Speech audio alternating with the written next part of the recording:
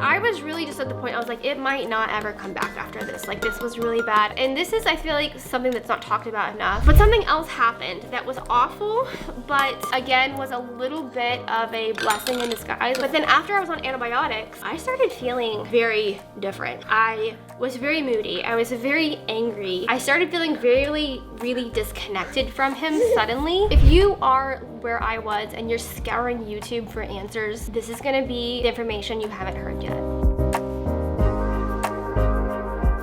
Today's video topic is both a little different and important. I think it could really help some people out there. So I came to Sarah and said, Sarah, let's do the video that we didn't really want to talk about because it's called PTSD. That's what all the people are saying these days. Breast milk. It's important start of life. Topic. Why does this feel awkward? It shouldn't. It's all we ever talk about. So it turns out when women have babies that sometimes it's a struggle to produce enough milk. Is this a modern struggle? I'm not really sure. I feel like, though, this is like the topic that everyone says happens, but then everybody is like, but it's not gonna happen to me because it's a natural thing. It's like everyone, I think, goes through that process. They're like, it's hard for you guys, but it's a natural process. I'm gonna be fine. And then you're not fine. And then it's hard and you're like, wasn't I warned about this? Then you're in denial and your baby's not gaining weight, so then you've got to, do either formula or donor milk, which is the route we went. Basically, though, I think what I wasn't prepared for was just the mental, strain of like... It was bad, guys. I don't know. It was just dark. Where do I even say? It was dark. So what happened was everything seemed like it was going fine for like a day. And then... What day? Day one? Like the day he was born. I was like, this is great. Right. He's latching perfectly, like no troubles. Yeah. We're doing awesome. But we assumed he probably would have some oral ties. That's just something. Oral ties, people might not know what that is. Tongue tie, lip tie, whatever it might be. Very common. Have some issues with that. I have that. Sarah has that.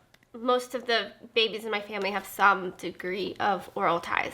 So we were prepared. But I was like, you know what? This is great. He's latching perfectly. This is going to be great. I'm going to get him evaluated anyway.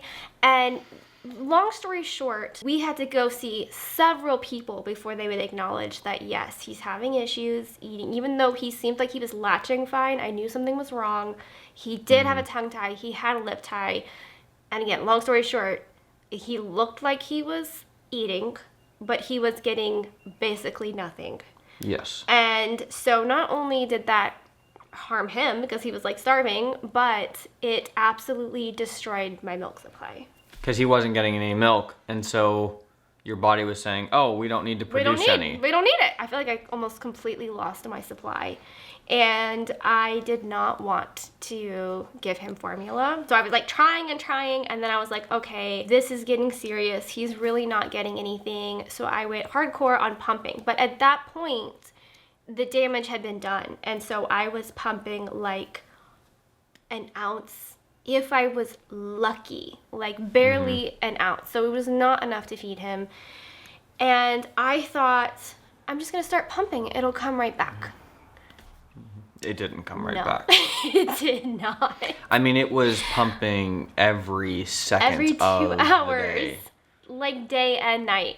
And so I was like, it's fine. This works. This is how you get your milk supply back. You just pump a lot and it comes back. Sarah's very optimistic by nature. And then weeks would pass and it wasn't coming back. And weeks would pass and it would get like a little bit better and a little bit better.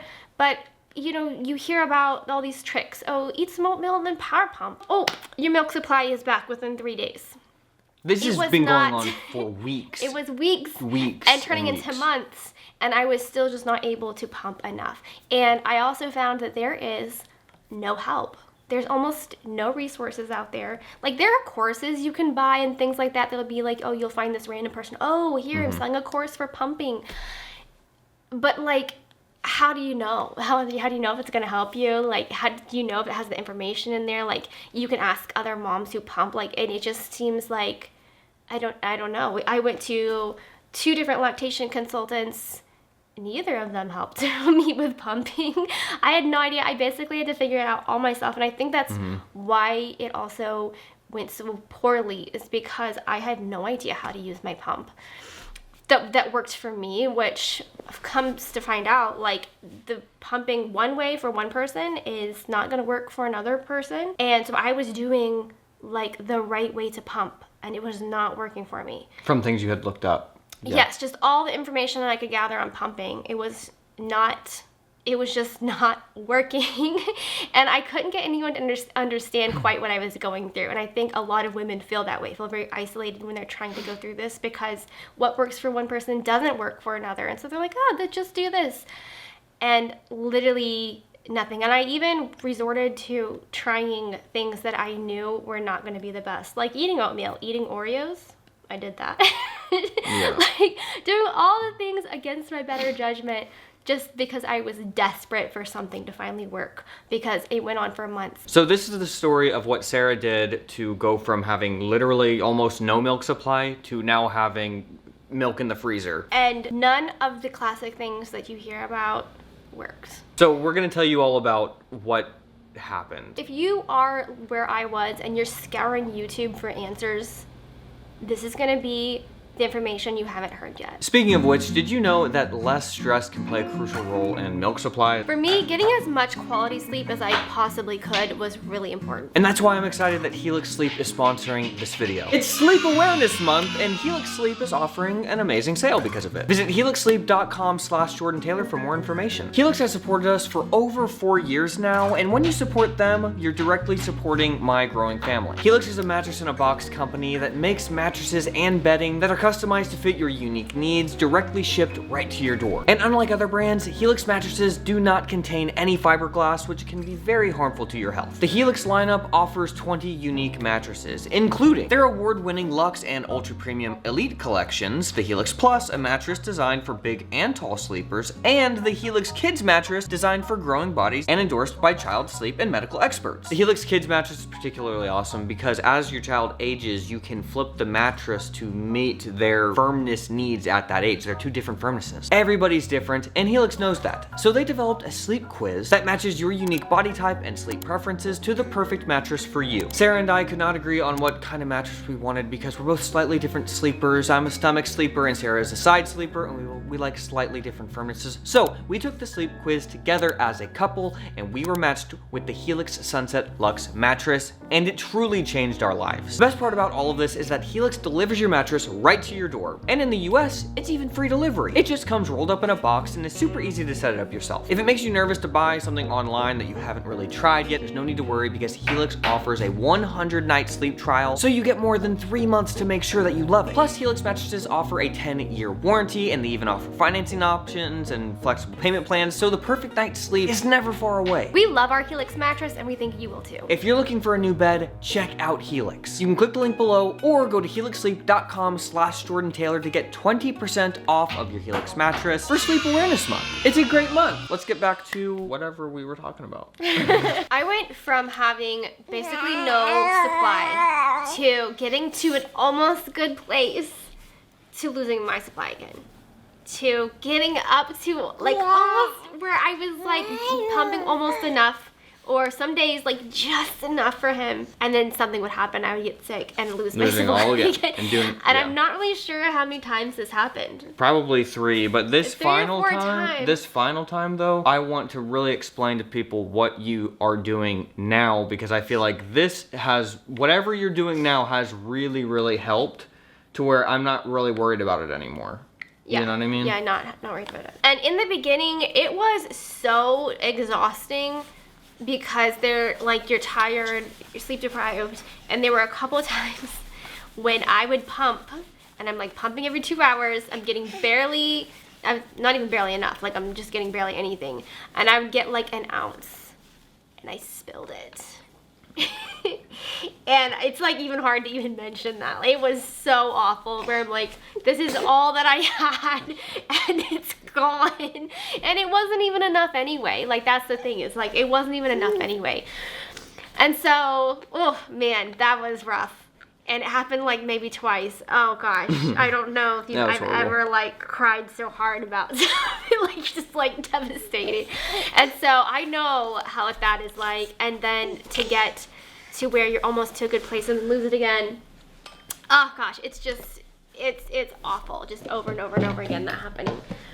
And I will say the biggest first change that happened was about at 5 months. So I'd been exclusively pumping, and I would get to where some days I would get to being close to enough milk for him, but I was still having supplement. And then at about 5 months, he finally recovered enough and built up enough strength in his jaw and his mouth after his oral tie revisions to finally be able to breastfeed effectively. And it took about 5 months because I would try this sometimes and then it would not go well at all. And it was perfect timing. It was about around Thanksgiving and we all got sick, and being sick with a baby is just next level for your first time. And so I was like, I'm too tired. I'm too tired to pump all day. Like, I'm gonna have to get some extra sleep. Like, I can't function. And so I was like, well, it's do or die. We're just not pumping today, and I'm just going to feed him as much as possible, and we're just gonna see how it goes. And that sickness that we got was kind of a blessing in disguise, because I don't know that I would have had the push to try it if it had not been this like absolute necessity. And so I just started exclusively breastfeeding during the day, all that illness. And I realized at the end of the week when I was feeling better that I was like, oh, like, we're doing this, and he's fine, and he's not acting hungry, and, like, he was also sick, too, so I was kind of in the back of my mind, like, maybe he's not eating as much, or, you know, and maybe that had been true, maybe that gave it a chance to, like, you know, build up slowly, or get him through those first few days when I was really needing to, like, my body needed to work better. I don't know, but for somehow something just worked that time. And I was like, okay, we're here, we've arrived, I'm like finally able to do this. It was still a little scary because I was like, I don't know, like I can't see how much he's getting anymore. So like, am I sure he's getting enough? So that was stressful, just that like experiencing that I can't see how much he's getting. Like, is he really okay doing this? But that was life-changing because the first time we could leave the house without having a cooler with milk, pumps, and like just having to pack all of this stuff, even just like a short trip out of the house. Pumping while driving. Yes, every time I was in the car, I was pumping while we were driving. Oh my gosh. And so then that first day I grabbed him, the diaper bag, and we left, and I was like, is this how like normal mothers live? Like, this is incredible. Like, this is opening up a whole new world. And then I got mastitis, and it was really bad. I had to be on antibiotics, pretty much lost my supply again, and I was almost just like, I cannot do this again. Like, what if it doesn't come back this time? Well, and also, not to interrupt you, but every time that Sarah would lose her milk supply, we're getting donor milk and stuff. So it's this constant, and like, then it doesn't maybe go with his stomach as well as Sarah's perfect milk for him. So, you know, it was a lot. Thing. And also then one of the women that I had gotten some milk from in the past, I reached out to her again and I was like, oh, I lost my supply again. Like, do you have any extra milk? And she was like, actually, I just lost my supply. And I was like, oh my gosh, I'm so sorry. But so that was like, okay, I have to make this, I have to get this to work. But at that point, I was like, I have done this so many times. I don't know if I have the strength to get this to work again. So I did go back to trying to pump as much as possible, just to get anything, like all that, just extra, just move as much milk as possible. Tell my body, okay, we need more. And so I had to supplement for a couple of weeks. Luckily, I had a little bit in the freezer for that. But I was really just at the point, I was like, it might not ever come back after this. Like, this was really bad. I had struggled with, and this is, I feel like, something that's not talked about enough, because I see a lot of women complain about having an oversupply, and I am not belittling that that's hard. When you when like that, to manage an oversupply is a lot of work. But I don't want to say it's worse, but when you have low supply, you have to do everything that you have to do with an oversupply. You have to constantly pump all of that, and then you still don't have enough. So I'm like, so there's no light at the end of the tunnel. Yeah, there's no idea in the tunnel. And then also, I think oversuppliers often are like, well, at least you don't get mastitis and clogged ducts. I had low supply and constant clogged ducts, and like mastitis quite a bit. Like I had mastitis once that wasn't too bad. I was able to manage it myself, but then I had constant clogged ducts all the time. So painful, so frustrating, because then you're even getting less milk when that happens. And then I got mastitis that I was able to kind of keep at bay for a month of literal torture. And then it finally just went full blown, and I couldn't control it anymore, and I had to go on antibiotics. That is when my supply completely tanked. But something else happened that was awful, but again was a little bit of a blessing in disguise, at least a silver lining, I'll say, because it helped me to find one more thing that got me to where I am now, where just really confident in my supply. It just gave me that one final boost. It's also just helped overall with postpartum everything. And that is finding the connection between oxytocin and breastfeeding. Now, like, if you know anything about hormones, you know oxytocin is the love hormone, and that it does play a critical role in breastfeeding and milk supply. And so I knew that, but other than just trying to lower stress and be happy, like how, like doing skin to skin, things like that, like how else can you, improve your oxytocin? So something happened. I really haven't had any mood swings or things like that postpartum, but then after I was on antibiotics, I started feeling very different. I was very moody. I was very angry. I started feeling really, really disconnected from him suddenly. And it was a little bit scary because I was like, I'm sitting here holding him and I feel nothing. Like I'm just mad. I feel out of control. And I was like, this is not normal. And I was like, am I just like upset because my milk's gone? Like, is it like, what's going on? And so I remembered that there is a specific strain of probiotics that helps your body produce oxytocin. And it's called, just escaped my mind. We'll put it on the screen. And so I had some of this. And so I was like, you know what? I'm just going to take it and I'm going to just see what happens. Within 2 or 3 days of taking it, I no longer felt angry. I felt like I loved my family again. And I was not moody, and I felt back to my normal self. And I was like, oh, so like if you're feeling that way postpartum, it's not normal. Like it's not, I think if I had told anybody else what I was feeling, they would have said, oh, you have postpartum depression. And I personally don't believe that postpartum depression is just this hormonal thing. Like I think that it is avoidable, it's fixable.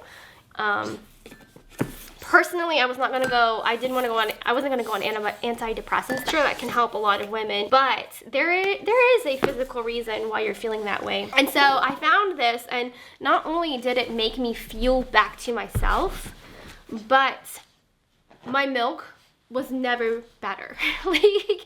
And I really truly think that adding that in was just that last boost to help my body produce enough oxytocin to make me not feel stressed. And so milk. Then I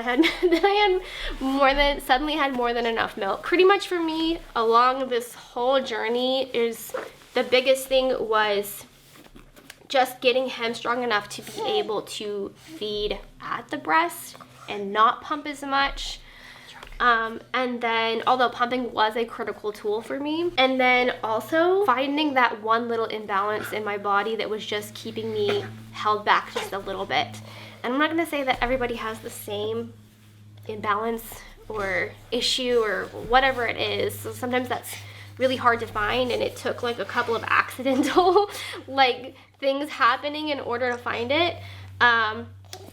But that's basically it. Also, adding in just things that spending time doing things I enjoy or with people that I enjoy to reduce stress, because I noticed that makes a huge difference. Talk about the tea and stuff that you've made. Oh, great. And then the clogged ducts. That was also a huge issue. And I did all the things for that. I did like the Epsom salt soaks, the whatever it might be. And the two things that I find helped me the most that I have not heard anybody else talk about is, one, if I had a clogged duct, the best way for me to address it was to do a castor oil pack wherever the clog was. And that would usually clear it up within a couple of hours. So castor oil, topically, really great for that. But the thing that that's to treat it if you have it. But I started drinking Chinese red date tea. And so it's red dates, which are not the same as actual dates. It's a completely different, jujubes, completely different thing. But Chinese red dates, goji berries, and ginger. And one other thing that I don't know how to pronounce it. Make a tea out of it, and then you eat the fruits that are in there after you have the tea. And once I started drinking that, no more clogged ducts. And it cut my pumping time, the few times I do pump, in half. Mm-hmm. So I think one of those really traditional Chinese things, right? Yeah. Yeah, so there's something there. So I don't know. They say that sometimes for some people it will increase their supply. I don't know if it increased my supply. But it was definitely a part of helping you. But not having constant clogged ducts definitely helps your supply, if nothing else.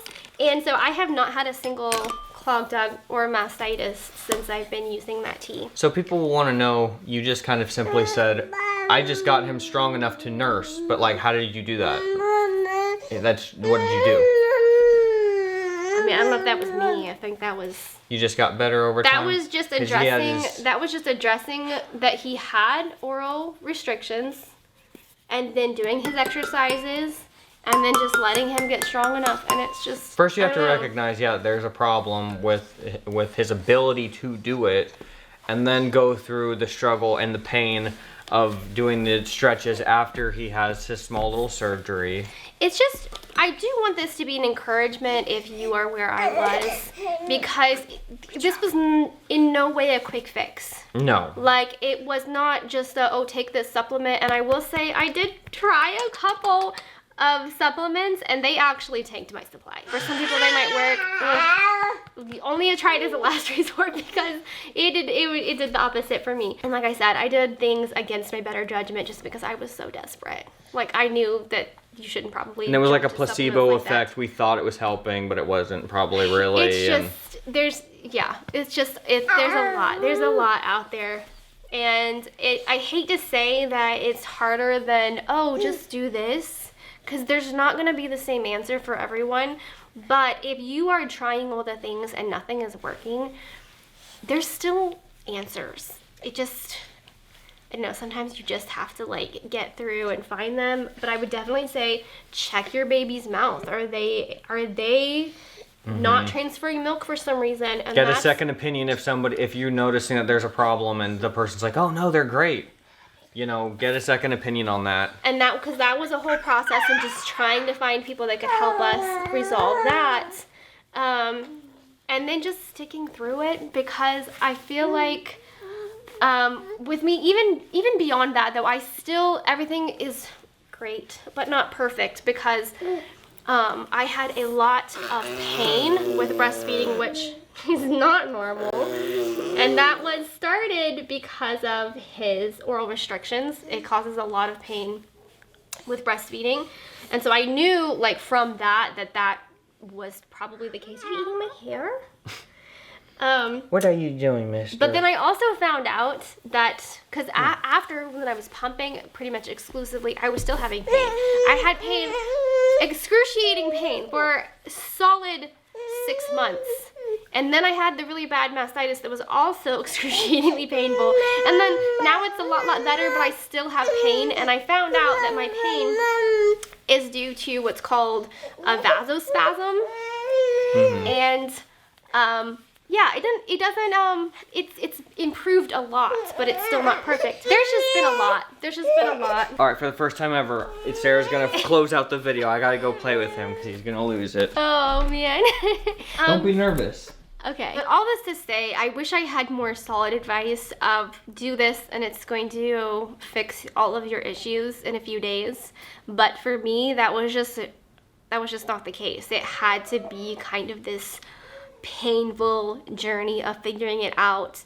And Jordan tells me all the time, he's like, Sarah, nobody would have kept going after everything.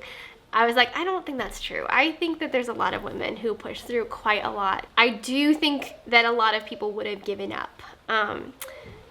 Just after so many times, why keep going? And it was just that it was really, really, really important to me that I really wanted to breastfeed. I really wanted him to get breast milk.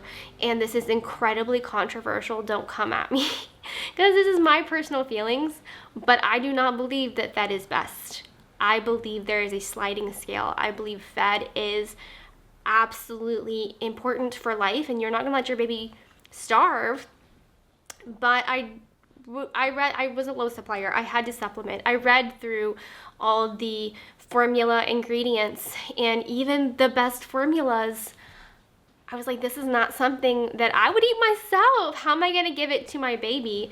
And that's not to shame anyone out there who formula feeds or is in a place that I was and has to supplement with formula. Like that was me. Unless, I did find I was lucky enough to be able to find donor milk, but if you're not able to do that, you're gonna have to use formula, and there's no shame in that. But to hear fed is best, I hate that phrase. I hate that phrase because it feels so belittling to all the effort so many women put in when breastfeeding is important to them. It kind of says, just give up. It doesn't matter. Formula is just as good. And scientifically, we know that formula is not the same as breast milk. It's not as good. It is needed in certain scenarios, but breast milk is the best. It is the best thing that you can give your baby. And if you're not able to do that, that is what it is. And there's no shame behind doing whatever you need to do. But just like there is a better diet and a worse diet, like eating whole foods is going to be better, right? I feel the same way about formula. Formula will feed your baby. It will help them grow. It does have some important qualities to it if that's what you need to do, but it's not going to be the same as the milk that is designed for your baby. And so for me, it was just really, really, really important.